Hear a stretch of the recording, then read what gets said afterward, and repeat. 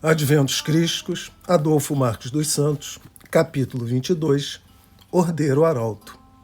O Ordeiro Arauto da Liberdade, que estimula os seus adeptos à meritória libertação, tem a palavra cariciosa, fiel, segura, consciente, caridosa, que não prescinde da disciplina como alicerce, mas que, acima das convenções, nela se embasa para promulgar os sagrados ditames, sem um incipiente atrelado às práticas exóticas. Os adventos crísticos, embora de origem divina, pretendem induzir os encarnados terrenos a vivenciarem o Evangelho à luz do dia, ou seja, terem os postulados éticos, morais e cristãos como norma de vida, e não como letras mortas. Para tal, devem ter atingido a espontaneidade das ações enobrecedoras, o que refletirá também na consciência dos desencarnados com a mesma intensidade, advindo a reformulação consciente do conjunto planetário, independentemente do plano em que estejam atuando. O ordeiro arauto, desdogmatizado pelo conhecimento libertador, dispensa o ancestralismo da genealogia primária e fantasiosa para a perpetuação da palavra dele, o Nazareno Mestre, que por si só antepunha-se aos fenômenos hiperbólicos.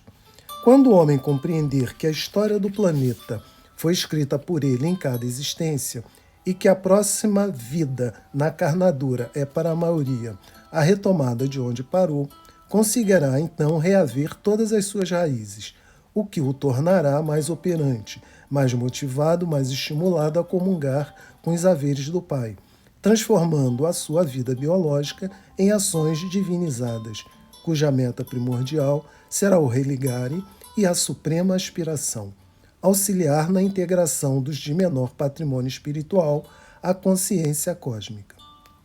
À medida que os adventos crísticos vão sendo interiorizados pelo homem-espécie, vão também, na mesma proporção, identificando a sua graduação espiritual, o que significa dizer que os involuídos, ávidos por bens materiais, empresários da fé, instintivos por sua própria natureza, irraicíveis e de temperamento indócil, não farão parte dos catalogados como condutores de almas no reino de Deus, na civilização do espírito no terceiro milênio, considerando que, por falta de ressonância, eles repudiarão ou tripudiarão o proposto pela mensagem adventista.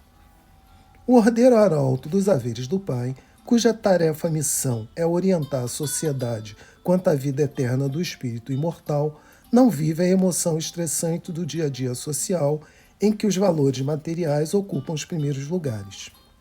Quem é absorvido pelas coisas da matéria fica a surdas do espírito.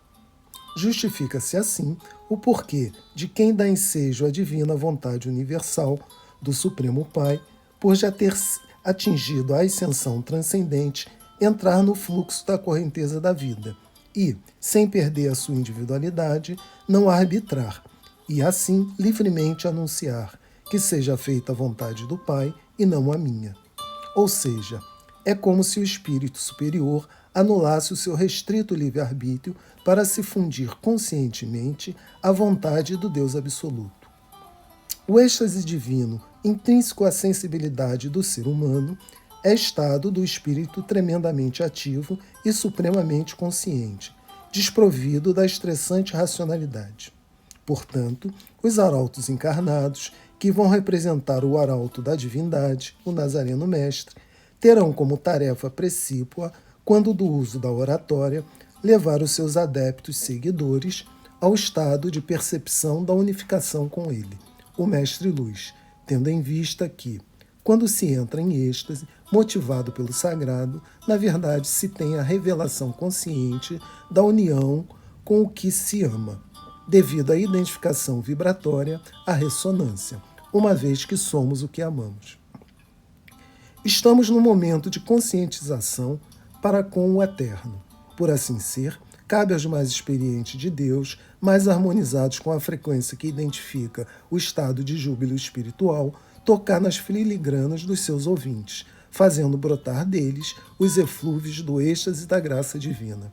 E dessa forma sentirão as ondas na frequência que identifica o verídico, pois a verdade por ter vida própria, não precisa de intérpretes, mas daqueles que acelerem a mente dos receptores para senti-la.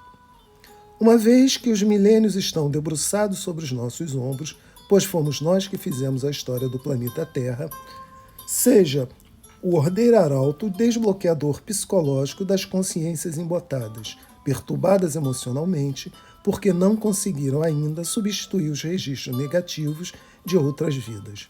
Sejamos nós, na condição de representante dos planos celestiais, os fomentadores dos estímulos ao eterno, com o fito de desfazer os tormentos daqueles que não têm resistência psicológica para corrigir por si mesmo suas próprias fragilidades. A prática de determinados atos gera distonia, produzindo o registro da culpa, do pecado. Com isso, a pessoa fica com profundos sentimentos desarmonizadores, julgando-se inferior. Surgem dessa forma o remorso, a vergonha e o consequente desajuste emocional.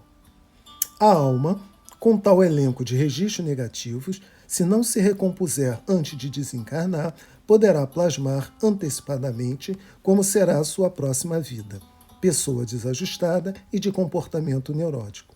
Por isso, é sempre bom lembrar a lição de Paulo de Tarso: tudo nos é lícito, mas nem tudo nos convém.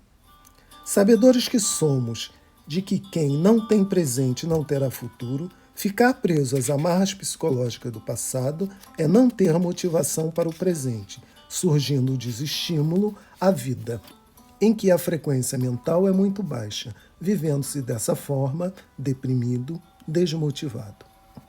Quem vive o sentimento de culpa do erro pretérito ou atual não compreendeu a razão de o Criador ter lhe dado livre-arbítrio, com possibilidade de erros e acertos, mas visando, nos dois casos, ao aprendizado para o crescimento intelectual e moral. Deter-se no passado é não perceber que toda a criação de Deus obedece ao eterno transformismo, ao eterno vir a ser.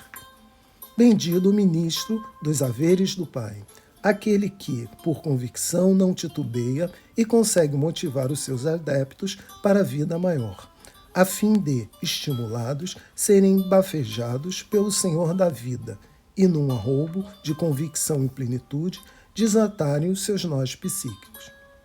A evidência da onipresença do Criador é inconteste.